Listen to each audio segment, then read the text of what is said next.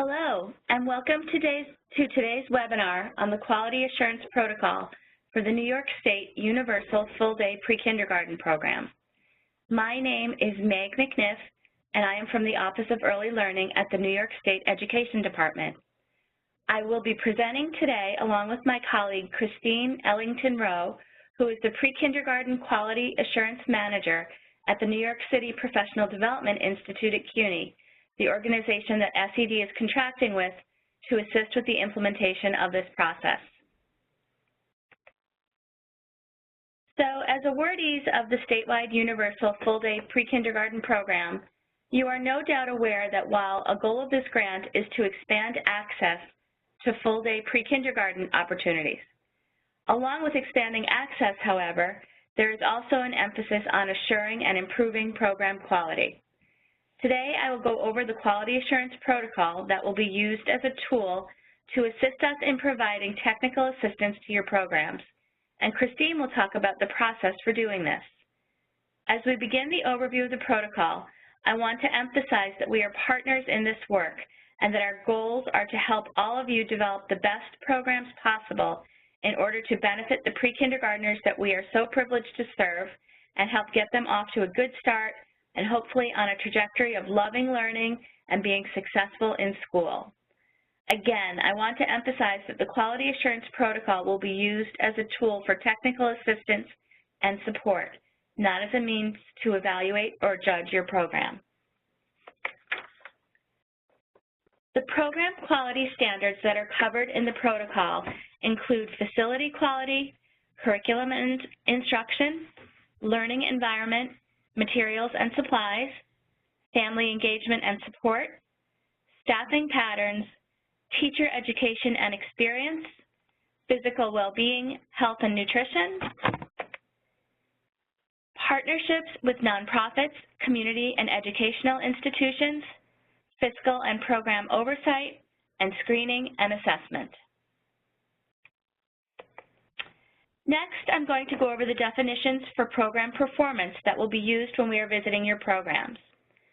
A rating of 0 or non-compliant means that a program does not fulfill the standard as determined by a lack of documentation or observation.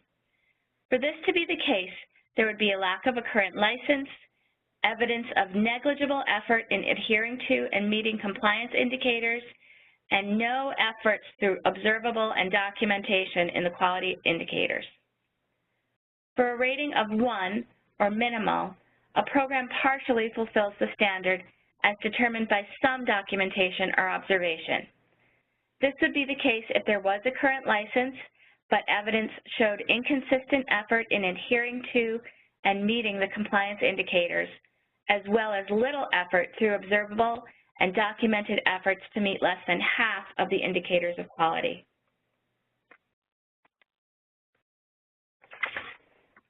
A rating of 2, which is acceptable, means that the program fulfills the standard as determined by minimal documentation or observation.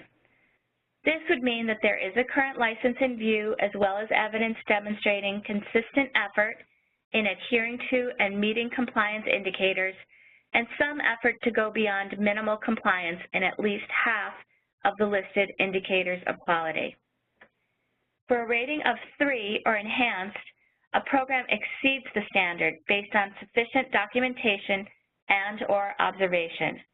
While the evaluators will be looking for, what the evaluators will be looking for in this instance is that a current license is in view and that there is a strong effort to go beyond acceptable compliance in more than half of the quality indicators listed. Lastly, for a rating of 4 indicating excels, this would mean that a program standard has been exceeded based on thorough documentation and observation. Along with the current license being in view, the program would have to show outstanding effort in adhering to and meeting compliance indicators, as well as outstanding effort to go beyond enhanced compliance through intentional, observable, and documented efforts in all indicators of quality. So now that I've told you a little bit about the rating scale, we're going to look at the different program standard areas and what will be reviewed. For facility quality, we will be looking to see that the facility's design advances child development, that the program is licensed, that any violations classified as imminent danger or public health hazard are immediately corrected, and that an annual facility inspection has taken place. To determine these things, we will be looking for evidence such as that the classroom space is clean and regularly maintained, that the outdoor area provides enough space for children to play safely and comfortably, that the bathroom is accessible and barrier-free, that the classroom is arranged in centers or areas for designated learning, that it allows for safe movement and activity for the number of children enrolled, and that there is space for both active and quiet learning activities. For the curriculum and instruction standard area, we want to see that curriculum and instruction are aligned with the New York State Pre-Kindergarten Foundation for the Common Core standards and covers the 5 domains of child development, including approaches to learning, physical development and health, social and emotional development, communication, language and literacy, and cognition and knowledge of the world.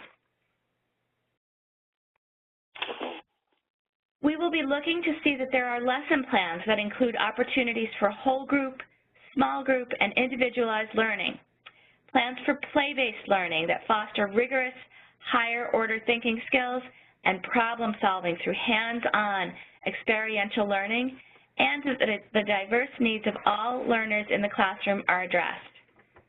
Learning experience should provide opportunities for children to exchange ideas and engage in conversations with both peers and adults, which promote articulation and vocabulary development, and curriculum and academic tasks follow a developmental trajectory.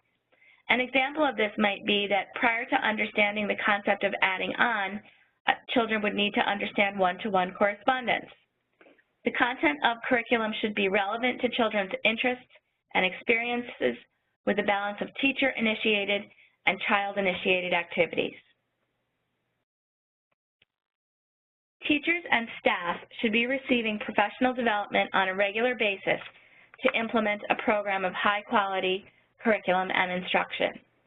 This professional development should include information on intentional planning, how to differentiate instruction, provide support for all learners, and especially those with disabilities or that are English language learners, and that is conscious of the learning standards and what is expected in kindergarten and elementary school. Any pre-kindergarten curriculum must include a strong emphasis on early literacy and emergent reading. Across the content areas and routine of the classroom, there should be consistent integration of opportunities for vocabulary and background knowledge development, expressive and receptive language, and activities to develop phonological and phonemic awareness. For the program standard of learning environment, materials, and supplies, we are looking to see that space, scheduling, and other environmental factors are child-centered and designed to advance student learning and development. The daily schedule should allow for a balance of intentionally planned active and quiet play, indoor and outdoor gross motor activities, and individual and small group activities. We will be looking for clean rooms, clearly defined learning centers with sufficient materials, displays of student work that are authentic, process-driven, and reflective of student individuality. We do not want to see dittos where children are coloring in a pre-made picture in a teacher-directed manner. For additional information on what would be incorporated in different learning centers, you can review the protocol document and we will post it on our website.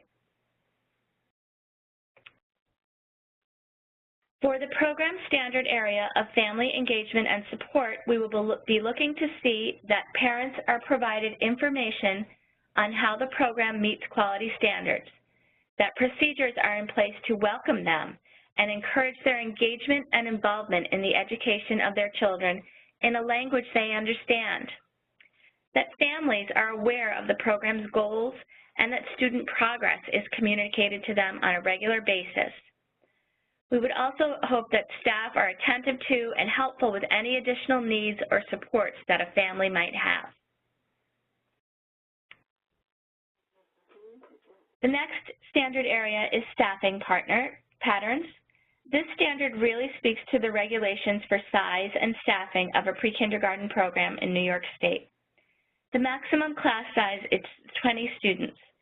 For classes of up to 18 students, there must be a head teacher and a paraprofessional, and for classes of 19 or 20 students, there must be at least one teacher and 2 paraprofessionals.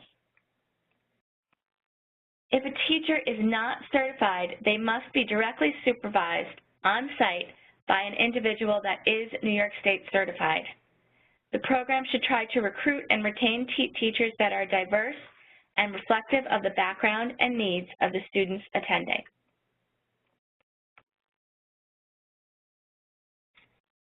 The next standard area is for teacher education and experience.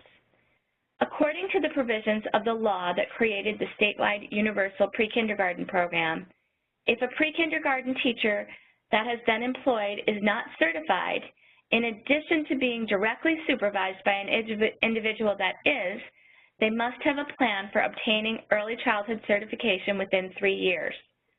Programs should also be using a valid and reliable tool to look at and improve the quality of the adult-child interactions that are taking place in the classroom, and professional development opportunities should be provided based on the needs of the students and teachers. The next program standard area is physical well-being, health, and nutrition. We will be evaluating whether programs provide a variety of daily opportunities to engage in physical activity.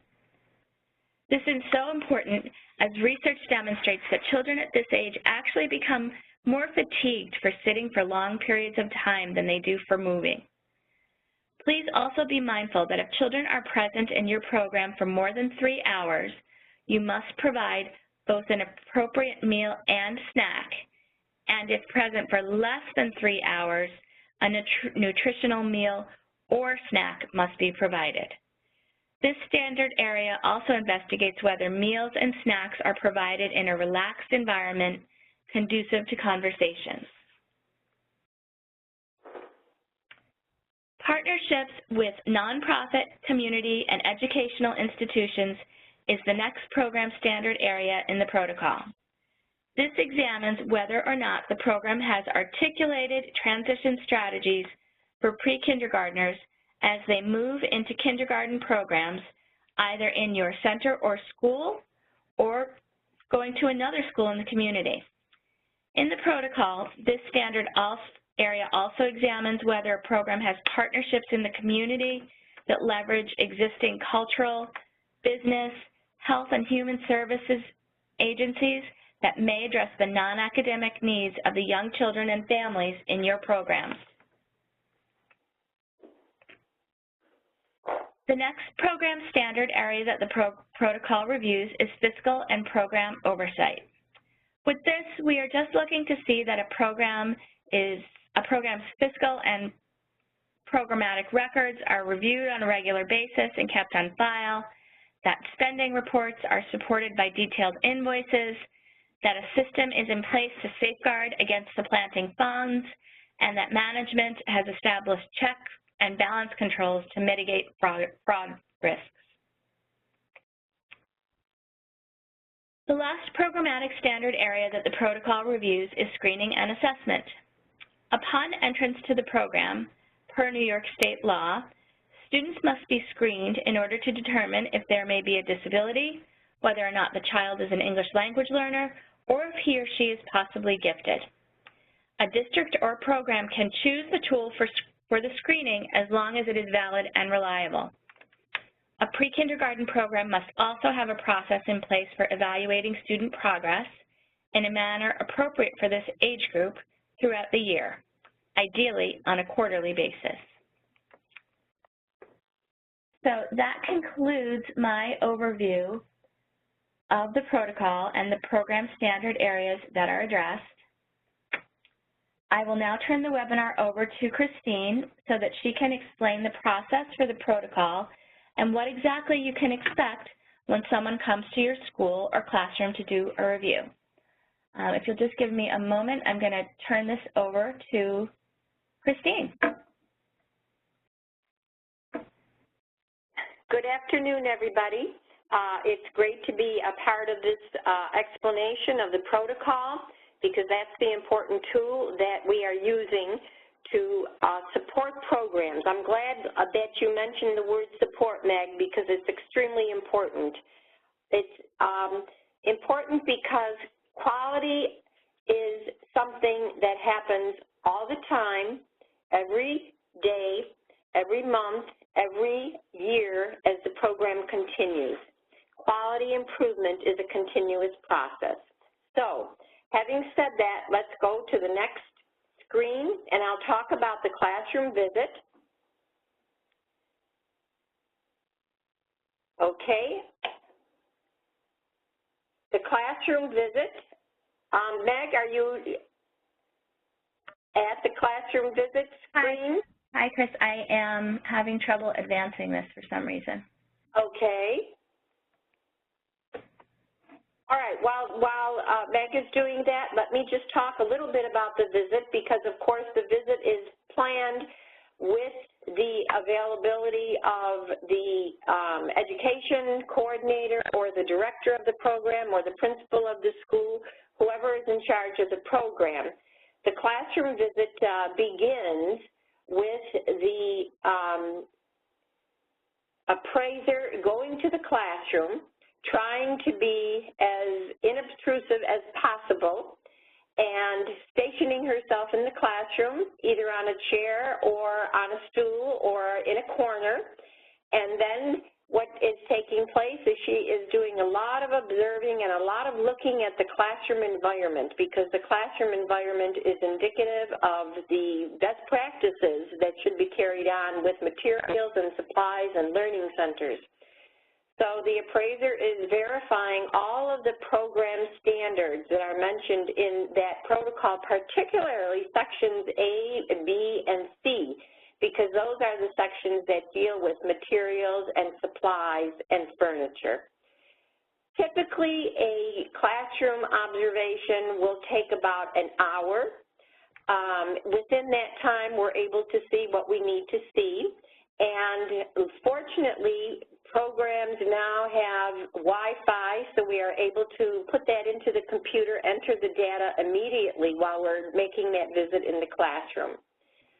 Sometimes the appraiser will interact with the staff, with the teacher or the assistants in the classroom, particularly if she is looking for something and not able to find it, like perhaps lesson plans. And also for clarification of why something is being used the way it is. That takes the classroom visit 1 hour approximately, and then we move on from there. Next slide, please. The documentation review takes a long bit of time, particularly because we are really trying to look at the quality that is evidenced through the documentation that you present. And it really helps if all of that documentation is ready to be reviewed when we come on the day of the visit, because the documentation verifies through written policies, procedures, and the materials that standards are or are not being met. We use the quality indicators under each of the standards to show what kind of documentation needs to be reviewed. Again, we do this in a quiet area outside of the classroom that is provided for us by the education coordinator or the director. It can be a private office, it can be a space in the hallway, it can be a space in a big room. All we need is to have quiet and to be able to go through all that documentation. And time really is relevant. So it really does matter if all the documentation is ready, so that we don't have to say while we're there, please let me see this, or may I see this. The appraisers really do not want to walk out with any kind of documentation. We want to be able to see it while we are there, because it is quite a bit of documentation, and you can understand why we wouldn't want to take each program's documentation back with us. So all we do is look at it, leave it there, document what we need to on our standards, and then move on from there. Next slide, please.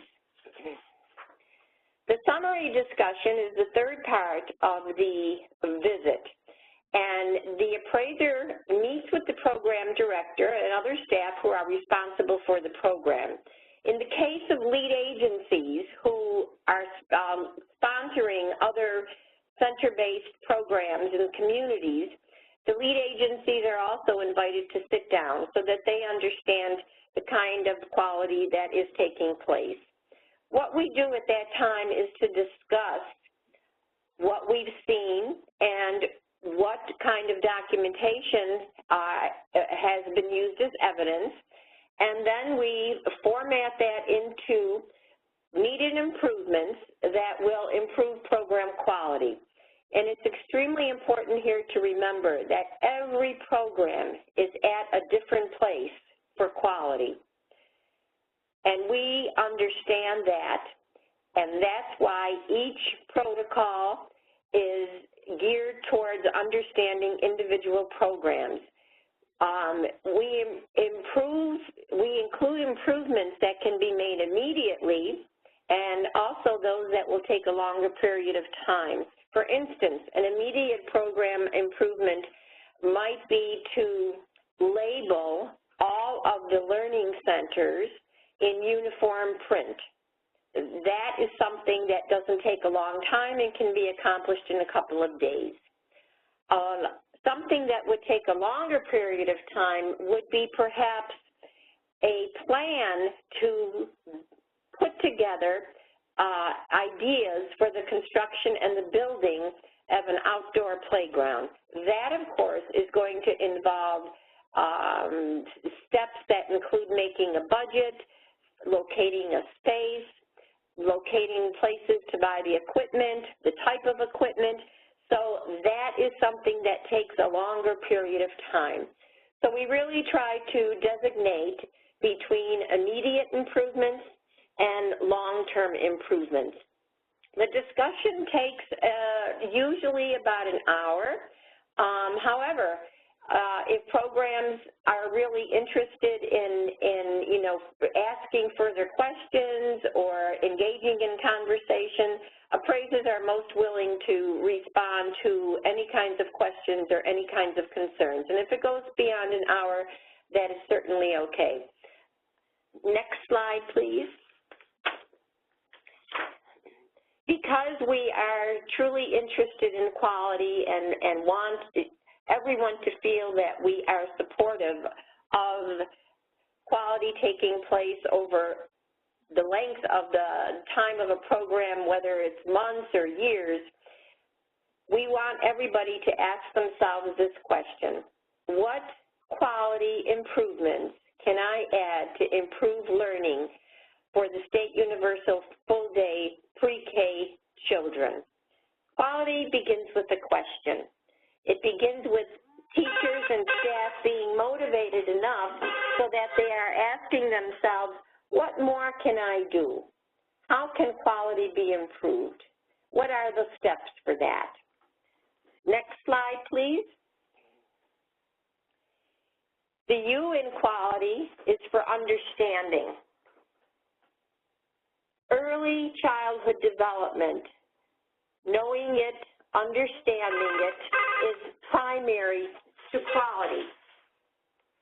Classrooms need to emphasize the way that children learn, and that is through hands-on, through experiential, through exploration, through feeling, holding, and touching. So, an understanding of early childhood development is the main ingredient for achieving quality. Development of all program areas hinge on this. The classroom is the epicenter for children. So early childhood development also becomes the epicenter of running a program. Next slide, please. A in quality is for an open, positive, and self-evaluative attitude that allows the best possibilities for achieving quality. Attitude is something that is extremely important and needs to be thought about. It means that program people, teachers, are open to possibilities, open to all the possibilities that are going to be able to engage children as learners. An open mind is the single most important ingredient because it allows for you to go further. It allows for you to go beyond what you have at the present time in your program. It allows for you to think about child development and to say, how can I further this child's development? It's extremely important to be open and to have that attitude. Next slide, please.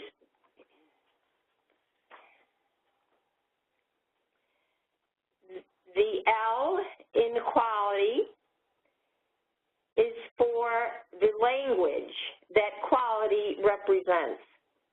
The language of quality includes why not, what if, and I will.